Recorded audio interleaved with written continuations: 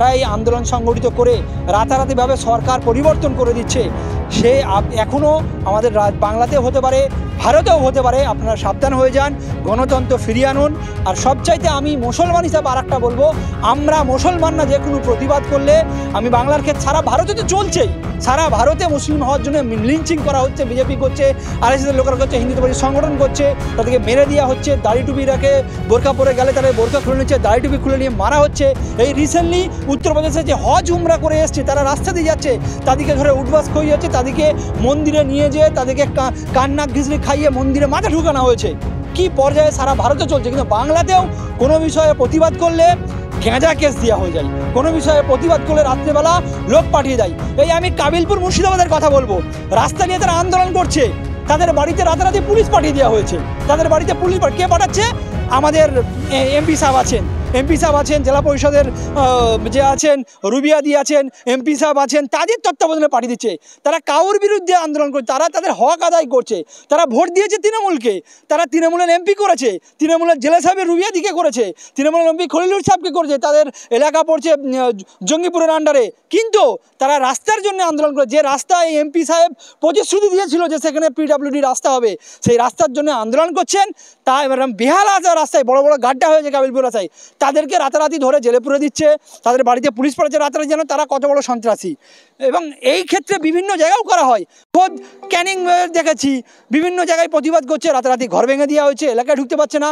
মুসলমানরা প্রতিবাদ করছে। আমি বাংলার বিষয়ে বলবো, ভোট দিচ্ছে তৃণমূলকে। এই কয়েক বছরের মধ্যে আমাদের উপমহাদেশের 3টে দেশে, শ্রীলঙ্কায় হয়েছে, বাংলাদেশে গত বছর হয়েছে, আর এই যা 3-4 দিন আগে বা নেপালে হয়েছে। যে এই যে বিক্ষোভ, এই বিক্ষোভের মূল কারণ হচ্ছে স্বৈরাচারী শাসন চলছে, হিটলারি শাসন চলছে, আইন ব্যবস্থাকে তারা মান্যতা দেয়নি, গণতন্ত্রের কোনো লেশমাত্র রাখছে না, তাই হচ্ছে মূল কারণ। আমরা সেটা বাংলাদেশেও দেখেছি, বাংলাদেশে সম্পূর্ণ যেটা দেখেছি আমরা, সেখানে যাকে তাকে ধরে জেলে পুরে দিত। অন্তত কোনো রকম কোনো সমালোচনা করলে, ভুল কথা, মানে কোনো রকম প্রশাসনের যারা আছে বা ক্ষমতায় যারা আছে তাদের বিরুদ্ধে মানে তাদের লিখতো, তাহলে তাকে ধরে জেলে পুরে দিত। তাদের কোনো ঠিক ঠিকানা থাকতো না, আয়না ঘরে রেখে দিত, ধরে তুলে, এমনকি সেখানে ধর্মীয় নেতাদেরকেও ধরে জেলে পুরতো। সেম কন্ডিশান আমরা এখানে যেটা শুরু হয়েছে, যেটা নেপালে হলো দেখলাম। এমনকি বাংলাদেশে আরেকটা বলে দিই, বাংলাদেশে নির্বাচন হতো না, বাংলাদেশের নির্বাচন পুরোপুরি বন্ধ। এমনকি বিশ্বের যে মিডিয়া আছে নির্বাচন কভার করতে হতো, সেই মিডিয়াদেরকেও সাইলেন্ট করে দেওয়া হতো, সেই খবর বাইরেও এসছো না, এমন পর্যায়ে হাসিনা নিয়ে গেছিলো। তার বহিঃপ্রকাশ ঘটেছে আমরা দেখেছি। যে জেডজি যে বলা হয়, যাদেরকে বর্তমানে 30 বছরের বয়স চলছে, তার আন্ডারের সেই ছেলেরা আন্দোলন করে এই নেপালেও করলো। নেপালে যেটা হয়েছে, সমস্ত রকম social media platform, WhatsApp, Facebook, বিভিন্ন রকম প্ল্যাটফর্ম তারা পুরোপুরি বন্ধ করে দিয়েছে। কেন বন্ধ করে দিয়েছে? যে যা ইচ্ছা করছে প্রশাসন, তাদের কথা না বাইরে বাড়িয়ে আসে, কেউ না সমালোচনা করতে পারে, কেউ না বলতে পারে। সেটা বড় বিস্ফোরণ ঘটেছে, তার পরিণতি আমরা দেখলাম। এবং এটা থেকে আমি এটা বলবো, শিক্ষা নেওয়া দরকার। যেখানে আমাদের এখানেও কম বেশি বলা যায় হিটলারি শাসন চলছে। এখানে আইন, আদালত থেকে, পুলিশ থেকে, কোর্ট থেকে সব কিছু বিকিয়ে গেছে। সামনে যেটা আপনারা দেখছেন আমাদের ভারতে, যে ভোট চুরি করে নাকি নির্বাচনে 2024 লোকসভা নির্বাচন জিতেছে, এবং প্রধানমন্ত্রীর যে বারাণসী যে কেন্দ্র, সেই কেন্দ্রেতেও নাকি উনি হেরে গিয়েছে। আমরা সবাই যদি কম বেশি যারা এই নির্বাচনের সামনে 1 বছর আগেই তো নির্বাচন হয়েছে 24-এ, যদি ফলো রাখেন, যারা এই ফলো রেখেছিল ওই দিনে যেদিনে গণনা হয়েছিল, আমরা জানি 7 থেকে 8 রাউন্ড প্রধানমন্ত্রী, তো যেহেতু স্পেশাল বিষয়, স্পেশাল ক্ষেত্র, বারবার ওটাকেই সামনে দেখাচ্ছিল। কিন্তু 7 থেকে 8 রাউন্ড হওয়ার পর আমরা কম বেশি জানি, তারপর থেকে একেবারে কোনো রাউন্ডের গণনার কোনো আপডেট পেয়েছিল না, বা একদম শেষ হয়ে গিয়েছিল কি জয়ী ঘোষণা করেছে। কেন? প্রথম যে রাউন্ডে 7-8 রাউন্ডে কংগ্রেসের যে প্রার্থী ছিল, সে কিন্তু জয়লাভ করছিল। সেখান থেকে লাস্টকালে একটাই আপডেট দিল, প্রধানমন্ত্রী জিতে গিয়েছে, এবং সেটা এখন সামনে তুলেছে। এবং কর্ণাটকের ক্ষেত্রে কয়েকটা সিটে রাহুল গান্ধী একদম যুক্তি দিয়ে, প্রমাণ দিয়ে দেখিয়ে দিয়েছে ভোট কীভাবে চুরি হচ্ছে। ভোট চুরি করে আমাদের প্রধানমন্ত্রী নির্বাচিত হয়েছে, প্রধানমন্ত্রী জয়লাভ করে তার বারাণসী কেন্দ্র থেকে। এবং তার পরবর্তীতে আমরা দেখেছি কোর্টের বিচারপতি, নির্বাচন কমিশন, সবাইকে এখানে কিনে নেওয়া হয়েছে। কীরকম? নির্বাচন কমিশন যে নিয়োগ হতো 3টে ব্যক্তিতে নেওয়া হতো। বিরোধী দলনেতা ছিল, সুপ্রিম কোর্টের বিচারপতি ছিল যিনি মেন বিচারপতি থাকেন, এবং কি হচ্ছে প্রধানমন্ত্রী, 3টে লোক তাহলে তাকে নির্বাচন করতো। এখন সেটা কি করে দেওয়া হয়েছে, সেখানে করে দেওয়া হয়েছে যে প্রধানমন্ত্রী থাকবে, স্বরাষ্ট্রমন্ত্রী থাকবে, আর বিরোধী দলনেতা থাকবে, সুপ্রিম কোর্টের বিচারপতিকে হাঁটিয়ে দেওয়া হয়েছে। তাহলে কি হলো, তাহলে নিজেদের দুটো লোক থাকলো, যাকে ইচ্ছা লোককে আমরা বসাতে পারি। এবং আর একটা বিষয় করেছে, তার পরবর্তীতে আইনটা চেঞ্জ করেছে কি, যে নির্বাচন কমিশন থাকবেন তার বিরুদ্ধে কোনো রকম কিছু মামলা, আইনি পরামর্শ গ্রহণ করা যাবে না। বুঝতে পারছেন, নির্বাচন কমিশন নিয়োগ করা হলো, নিয়োগ করার পরেও যদি করা হয়, তার বিরুদ্ধে নিয়োগ করা কোনো ব্যবস্থা নেওয়া যাবে না। কি করা হচ্ছে যে তাকে পুরোপুরি সব কিছুর ঊর্ধ্বে করে দেওয়া হয়েছে। তার পরিণতি আমরা বারবার দেখছি।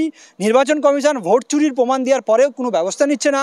নির্বাচন কমিশন বারাণসীর বিষয় তুলে ধরা হচ্ছে যে বারাণসী কেন্দ্রের পুনর্যাঁচ হোক, বারাণসী কেন্দ্রের সব কিছু দেওয়া হোক, তার বিরুদ্ধে কোনো ব্যবস্থা নেওয়া হচ্ছে না। আগে বিষয় ছিল যে 2 বছর পর্যন্ত সিসিটিভি ফুটেজ রাখতে হতো, এখন সেখানে 6 মাস নামিয়ে আনা হয়েছিল, 6 মাস থেকে সেটাকে 45 দিন করে দেওয়া হয়েছে, যে 45 দিন কোনো নির্বাচন জায়গায় সিসিটিভি ফুটেজ থাকবে, বাতিল করে দেওয়া হবে।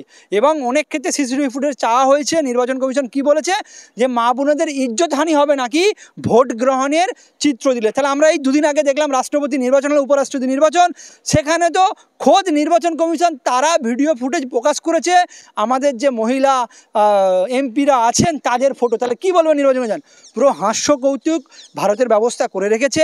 এখানে যে জেড জি বা জেনজি যেটাকে বলা হয়, তারা যে একটা বিপ্লব পরিবর্তন করে শ্রীলঙ্কা, বাংলাদেশ, নেপালের আন্দোলন সংগঠিত করে এগিয়ে গেছে, সেটাও কিন্তু ভারতে পরিবর্তন হবার চান্স আছে।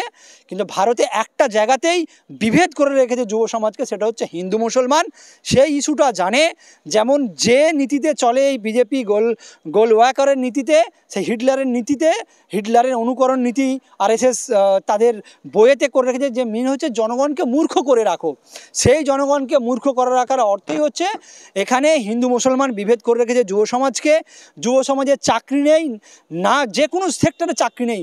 রেলে 6.5 লাখ পদ খালি রয়েছে, সেখানে স্কুলের আপনারা জানেন স্কুলে ছাত্র আছে, শিক্ষক নেই, এবং কি অবস্থা চলছে স্বাস্থ্য দপ্তর বিভিন্ন জায়গায়, আপনাদের সে রাজ্য হোক আর আমাদের কেন্দ্র সরকার, সমস্ত জায়গায় এই জিনিস চলছে। সেখানে আমি এই যারা আছেন আমাদের বাংলাতেও আছেন এবং দিল্লিতেও আছেন, দুটো জায়গাতেই বলবো, যারা যে কোনো বিষয়ে সমালোচনা সঙ্গে রাত্রেবেলা পুলিশ ডেকে তুলে আনেন, ধমকি দেন, বাড়িতে তাদেরকে আটক করে রাখেন, গাঁজা কেস দিয়ে দেন, প্রত্যেকজনকে বলবো এই যে জেনজি বা জেডজি যারা এই আন্দোলন সংগঠিত করে রাতারাতিভাবে সরকার পরিবর্তন করে দিচ্ছে, সে এখনও আমাদের বাংলাতেও হতে পারে, ভারতেও হতে পারে। আপনারা সাবধান হয়ে যান, গণতন্ত্র ফিরিয়ে আনুন। আর সবচাইতে আমি মুসলমান হিসাবে আর একটা বলবো, আমরা মুসলমানরা যে কোনো প্রতিবাদ করলে, আমি বাংলার ক্ষেত্রে সারা ভারতে তো চলছেই, সারা ভারতে মুসলিম হওয়ার জন্য লিঞ্চিং করা হচ্ছে, বিজেপি করছে, আরএসএসের লোকেরা করছে, হিন্দুত্ববাদী সংগঠন করছে, তাদেরকে মেরে দেওয়া হচ্ছে, দাড়ি টুপি রাখে বোরকা পরে গেলে তারা বোরকা খুলে নিচ্ছে, দাড়ি টুপি খুলে নিয়ে মারা হচ্ছে। এই রিসেন্টলি উত্তরপ্রদেশে যে হজ উমরা করে এসছে, তারা রাস্তা দিয়ে যাচ্ছে, তাদেরকে ধরে উঠবাস খাইয়ে হচ্ছে, তাদেরকে মন্দিরে নিয়ে যেয়ে তাদেরকে কান্না ঘিচড়ি খাইয়ে মন্দিরে মাথা ঢুকানো হয়েছে। কি পর্যায়ে সারা ভারতে চলছে। কিন্তু বাংলাতেও কোনো বিষয়ে প্রতিবাদ করলে গাঁজা কেস দেওয়া হয়ে যায়, কোনো বিষয়ে প্রতিবাদ করলে রাত্রেবেলা লোক পাঠিয়ে দেয়। এই আমি কাবিলপুর মুর্শিদাবাদের কথা বলবো, রাস্তা নিয়ে তারা আন্দোলন করছে, তাদের বাড়িতে রাতারাতি পুলিশ পাঠিয়ে দেওয়া হয়েছে। তাদের বাড়িতে পুলিশ কে পাঠাচ্ছে? আমাদের এমপি সাহেব আছেন, জেলা পরিষদের যে আছেন রুবিয়াদি আছেন, এমপি সাহেব আছেন, তাদের তত্ত্বাবধানে পাঠিয়ে দিচ্ছে। তারা কাউর বিরুদ্ধে আন্দোলন করছে, তারা তাদের হক আদায় করছে। তারা ভোট দিয়েছে তৃণমূলকে, তারা তৃণমূলের এমপি করেছে, তৃণমূলের জেলা সাহেবের রুবিয়াদিকে করেছে, তৃণমূলের এমপি খলিলুর সাহেবকে করেছে, তাদের এলাকা পড়ছে জঙ্গিপুরের আন্ডারে। কিন্তু তারা রাস্তার জন্য আন্দোলন করে, যে রাস্তায় এমপি সাহেব প্রতিশ্রুতি দিয়েছিল যে সেখানে পিডব্লিউডি রাস্তা হবে, সেই রাস্তার জন্য আন্দোলন করছেন। তা এবার বেহালা রাস্তায় বড় বড় গাড্ডা হয়েছে কাবিলপুর রাস্তায়, তাদেরকে রাতারাতি ধরে জেলে পুরে দিচ্ছে, তাদের বাড়িতে পুলিশ পড়েছে রাতারাতি, যেন তারা কত বড় সন্ত্রাসী। এবং এই ক্ষেত্রে বিভিন্ন জায়গাও করা হয়, খোদ ক্যানিং দেখেছি বিভিন্ন জায়গায় প্রতিবাদ করছে, রাতারাতি ঘর ভেঙে দেওয়া হয়েছে, এলাকায় ঢুকতে পারছে না। মুসলমানরা প্রতিবাদ করছে। আমি বাংলার বিষয়ে বলবো, ভোট দিচ্ছে তৃণমূলকে।